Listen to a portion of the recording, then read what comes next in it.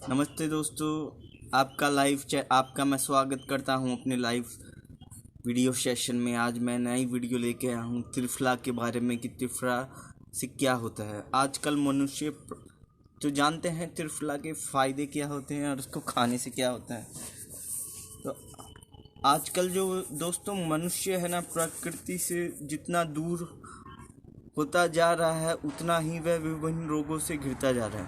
यानी पुराने ज़माने में लोग प्रकृति के साथ ज़्यादा रहते थे, आज के नए ज़माने में लोग प्रकृति से दूर होते जा रहे हैं और उसी कारण वो विभिन्न रोगों से घिरता जा रहा है। यानी उस कारण उन्हें विभिन्न रोग होते जा रहे हैं और वो रोगों से घिरता जा रहा है।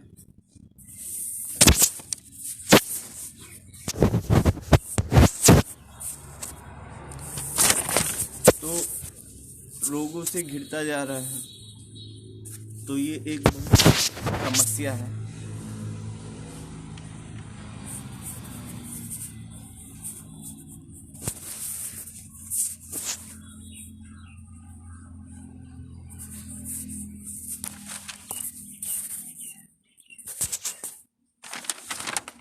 समस्त रोगों से घिरता जा रहा है लोग। तो क्या हो गया है, वर्तमान की अपेक्षा लोग पहले ज़्यादा स्वस्थ और सुखी होते थे।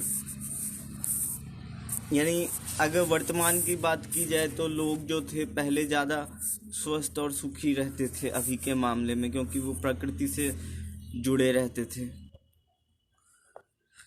तो वर्तमान की अपेक्षा पहले लोग ज़्यादा स्वस्थ रहा करते थे और सुखी रहते थे, क्योंकि वह परिश्रम करते थे और शुद्ध आहार ग्रहण करते थे ज़्यादा स्वच्छ। तो उस समय के लोग, पहले ज़माने के लोग तो यानी उस समय, अब तो लोग पैसे हो जाते हैं तो काम करना छोड़ देते हैं, सब चीज़ बंद कर देते हैं और आराम करते हैं। तो आराम नहीं करना है, मेहनत करना है। सुखी रहना है, ज़्यादा जीना है तो मेहनत करना है। तो वर्तमान की अपेक्षा पहले लोग ज़्यादा स्वस्थ रहते थे और सुखी होते थे, और स्वस्थ होंगे तो सुखी भी होंगे, क्योंकि वे अथक परिश्रम करते थे और शुद्ध आहार ग्रहण करते थे तथा स्वच्छ रहते। आजकल तो हर चीज़ में मिलावट हो गया है और लोग पैसा कमाने के लिए मिलावट करते हैं और लोगों को गलत चीज़ दे देते हैं। एग्रीकल्चर में बहुत सारे कीटनाशक का प्रयोग होता है, इन सब से भी प्रॉब्लम होता है, पॉल्यूशन बढ़ता जा रहा है। तो उनका जीवन सादगी से अनुप्रीत था। यानी पुराने ज़माने के लोग थे, उनका जो जीवन था ना, सादगी से अनुप्राणित था। इसलिए वे स्वस्थ एवं दीर्घजीवी थे। यानी उस टाइम के लोग, जो पहले के ज़माने के लोग स्वस्थ एवं दीर्घजीवी थे। किंतु आजकल के मनुष्य जीवों में इनका अभाव दिख रहा है और आजकल लोगों में, मनुष्य में इसका अभाव दिख रहा है। स्वस्थ तथा दीर्घ आयु तक जीने के लिए बहुश्रुत पदार्थ त्रिफला है। यानी अगर आपको स्वास्थ्य और दीर्घ जीवन जीना है तो आपको त्रिफला का सेवन करना पड़ेगा। यदि कोई व्यक्ति त्रिफला नियमित रूप से निर्दिष्ट नियमों के आधार पर निरंतर 12 वर्षों तक सेवन करता है तो उसका जीवन सभी तरह के रोगों से मुक्त हो जाता है। यानी अगर कोई व्यक्ति अगर 12 साल अगर त्रिफला का यूज़ कर लिया खाने में, तो उसका जो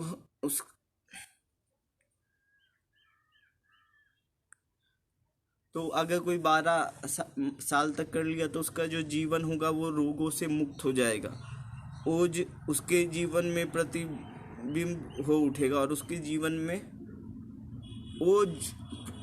जीवन में प्रतिबिंब हो उठेगा। वह स्वस्थ तो रहेगा, वह स्वस्थ भी रहेगा, दीर्घ जीवन भी प्राप्त करेगा। अगर कोई 12 साल त्रिफला का सेवन कर लिया तो स्वस्थ भी रहेगा और जीवन भी प्राप्त करेगा। विभिन्न औषधियों से वह सर्वदा के लिए अपना पिंड छुड़ा लेगा, और जितनी भी औषधियाँ हैं उससे वो अपना पिंड छुड़ा लेगा, क्योंकि और वो स्वस्थ हो जाएगा तो उसे ज़्यादा ज़रूरत नहीं है। क्योंकि त्रिफला रोगों की एक अमृत दवा है। यानी त्रिफला जो है दोस्तों, वो रोगों की एक अमृत दवा है।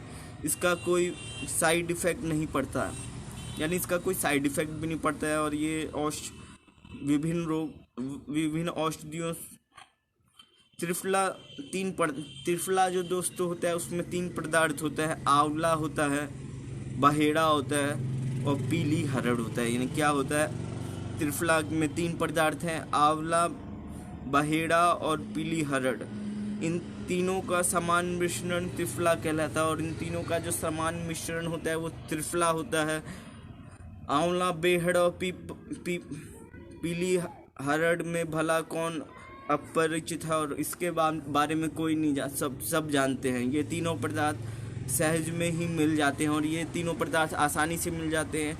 इन्हें प्राप्त कर घर पर त्रिफला निर्माण किया जा सकता है, और इसे घर और इन तीन चीज़ आंवला, बहेड़ा और पीली हरड़ को मिला के जो है ना त्रिफला का निर्माण किया जा सकता है। त्रिफला बनाने की विधि इस प्रकार है। त्रिफला कैसे बनता है तो ये जान लेते हैं। त्रिफला के लिए 3 पदार्थ हैं।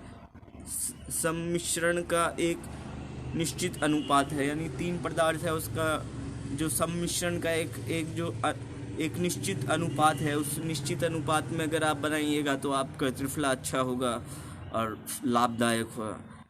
यह इस प्रकार है। पीली हरड़ का चूर्ण 1 भाग, क्या करना है, पीली हरड़ का चूर्ण 1 भाग ले लेना है।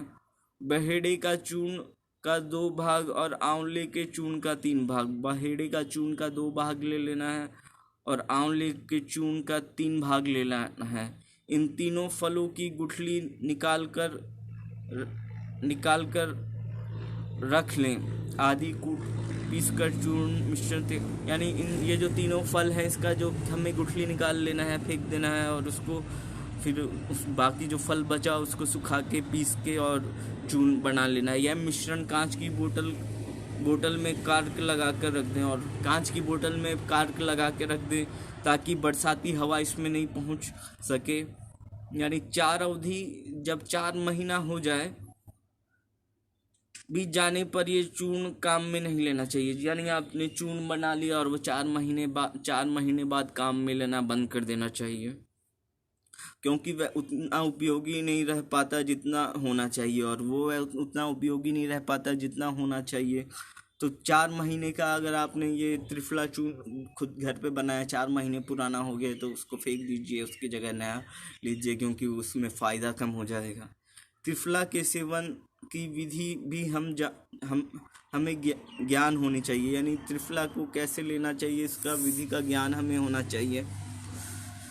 अब क्या है, त्रिफला 12 वर्ष तक नित्य और नियमित रूप से विविध प्रकार के कुछ खाए पिए जाने ताजे पानी के साथ बार बार लेना चाहिए। ठीक, त्रिफला को जो है ना 12 वर्ष तक नित्य और नियमित रूप से विधिवत प्रातः बिना कुछ खाए पिए ताजे पानी के साथ 1 बार लेना चाहिए। यानी त्रिफला जो होता है उसे सुबह सुबह खाली पेट बिना कुछ खाए ताजे पानी के साथ लेने बहुत फ़ायदा करेगा।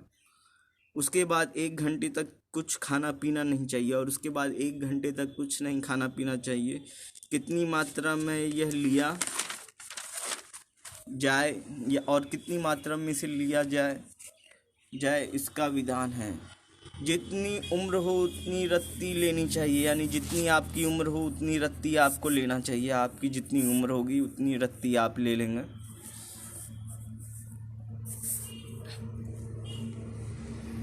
परंतु यह ध्यान रहे कि इस त्रिफला के सेवन से 1 या 2 पतले दस्त होंगे, किंतु इससे घबराने नहीं चाहिए। यानी अगर आप त्रिफला का चूर्ण लेंगे, सेवन करेंगे, तो आपको 1-2 दिन क्या होगा, पतले दस्त होंगे, लेकिन उससे आपको घबराने की बात नहीं है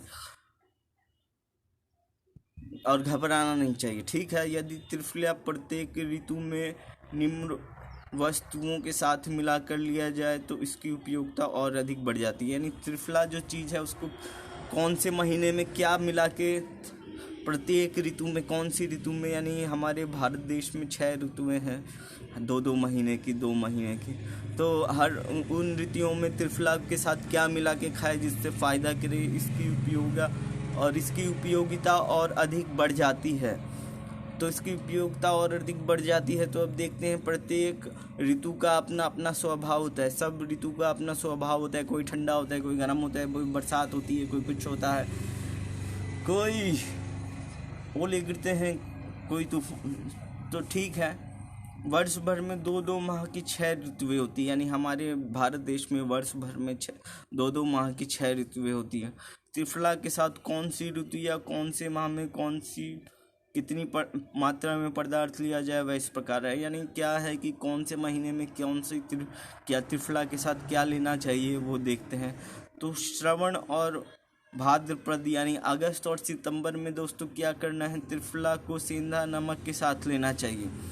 यानी अगस्त और सितंबर के महीने श्रवण और भाद्रपद, यानी इस महीने में अगस्त और सितंबर में त्रिफला को सेंधा नमक के साथ लेना चाहिए। जितना त्रिफला सेवन करें सेंधा नमक उससे छठा हिस्सा लें, यानी आप जितना त्रिफला ले रहे हैं उसका छठा हिस्सा नमक लें, ठीक है, काला नमक, सेंधा नमक ले। अब दूसरा देखते हैं अश्विन और कार्तिक यानी अक्टूबर तथा नवंबर में। अक्टूबर और नवंबर में त्रिफला को शक्कर या चीनी के साथ त्रिफला की खुराक से छठा भाग मिलाकर सेवन करना चाहिए। तो यानी क्या करना है, अक्टूबर और नवंबर में त्रिफला को शक्कर या चीनी के साथ त्रिफला की खुराक से छठा भाग मिलाकर सेवन करना चाहिए, ठीक है। अब मार्च और पौष यानी दिसंबर और जनवरी में त्रिफला को सौंठ के चूर्ण के साथ लेना चाहिए। और जनवरी और दिसंबर में क्या है, त्रिफला को क्या करना है, सौंठ के चूर्ण के साथ लेना चाहिए। सौंठ का चूर्ण त्रिफला की मात्रा से छठा भाग होना चाहिए, और सौंठ का जो चूर्ण होता है वह भी त्रिफला से छठा भाग होना चाहिए। अब देखते हैं चैत और वैशाख यानी अप्रैल। अब देखते हैं माघ और फागुन यानी फरवरी और मार्च में क्या करना चाहिए। त्रिफला को लैंड की पीपल के चूर्ण के साथ सेवन करना चाहिए। यह चूर्ण त्रिफला की मात्रा के छठे भाग से कम हो, ठीक है। अब हमें ये भी पता चल गया। अब देखते हैं चैत और वैशाख यानी अप्रैल और मई। त्रिफला सेवन त्रिफला के छठे भाग जितना शहद मिलाकर करना चाहिए, यानी क्या है कि अप्रैल और मई में क्या करना है, त्रिफला का सेवन छठा भाग जितना हो शहद मिला देना चाहिए, उसका छठा भाग, और शहद के साथ सेवन, यानी अप्रैल और मई में शहद के साथ सेवन करना है, ठीक है। और अब ज्येष्ठ और आषाढ़ यानी जून और जुलाई लास्ट हो गया। जून और जुलाई में क्या करना है, त्रिफला को गुड़ के साथ लेना चाहिए। यानी दोस्तों जून और जुलाई के महीने में त्रिफला को गुड़ के साथ लेना चाहिए। त्रिफला की मात्रा के छठा भाग होना चाहिए, ठीक है। जो व्यक्ति इस कर्म और विधिवत से त्रिफला का सेवन करता है, यानी जो अगर विधिवत से इस त्रिफला का सेवन करता है उसे निश्चित रूप से बहुविध लाभ होता है। यानी कि इस महीने में इसके साथ खाना है, इस महीने जून जुलाई में गुड़ के साथ खाना है, फिर हो गया अप्रैल मई में शहद के साथ खाना है। अगर जो व्यक्ति इस कर्म से विधि त्रिफला का सेवन करते हैं उसे निश्चित रूप से बहुविधि लाभ होता है, और जो ये करता है उसे बहुत लाभ होता है। उसका एक प्रकार से कायाकल्प हो जाता है, और उसका एक प्रकार से कायाकल्प होता है। पहले वर्ष में यह तन की सुस्ती आलस्य आदि को दूर करता है, यानी जो पहले एक वर्ष से सेवन करता है उसको उसकी सुस्ती आलस आदि को दूर कर देता है। दूसरे वर्ष में व्यक्ति सब प्रकार के रोगों से मुक्ति पा लेता है, और दूसरे वर्ष में सब प्रकार से मुक्ति पा ले, अर्थात सारे रोग मिट जाते हैं, यानी दूसरे सारे रोग। तीसरे वर्ष में नेत्र ज्योति बढ़ने लग जाती है, तीसरे हफ्ते नेत्र ज्योति बढ़ने लग जाती है। चौथे वर्ष में शरीर में सुंदरता आने लग जाती है, चौथे वर्ष में शरीर में सुंदरता आने लग जाती है, शरीर की कांति तथा ओज ओतप्रोत रहता है। पाँचवें वर्ष में बुद्धि का विशेष विकास होने लगता है, और पाँचवें वर्ष में क्या होता है, बुद्धि का विकास होने लग जाता है। और छठे वर्ष में शरीर बलशाली होने, जो 6 साल अगर यूज़ कर लिया तो उसका वो बलशाली हो जाएगा शरीर। 7वें वर्ष में केशिया यानी बाल काले होने लग जाते हैं। 8वें वर्ष में शरीर की वृद्धता तुरंत बदलने लग जाती है। 9वें वर्ष में व्यक्ति की नेत्र ज्योति विशेष शक्ति संपन्न हो जाती है, और 10वें वर्ष में व्यक्ति कंठ शरद विजारने लग जाता है। 11वें और 12वें वर्ष में व्यक्ति को वाक सिद्धि प्राप्त हो जाती है, और 11वें और 12वें वर्ष तक अगर लगातार सेवन किए तो वाक सिद्धि का प्राप्ति हो जाती है। इस प्रकार 12 वर्ष तक निरंतर उपयुक्त विधि से त्रिफला सेवन करने से उपरांत व्यक्ति न रहकर परम साधक बन जाते हैं, क्योंकि उसकी समस्त मनोवृत्ति स्वस्थ और सात्विक हो जाती है। तो दोस्तों, मैंने आपको ये त्रिफला के बारे में इतनी सारी चीज़ बताई है। अगर आप त्रिफला के बारे में नहीं जानते हैं तो त्रिफला के बारे में इस वीडियो में देखिए और आपको पता चले। अगर आपको ये वीडियो अच्छी लगी तो लाइक शेयर कमेंट और मेरा चैनल सब्सक्राइब कर लीजिए बस। और वीडियो अच्छी लगी तो एक कमेंट कर दीजिए जिससे मैं आपका रिप्लाई करूं। बाय बाय दोस्तों, बाय।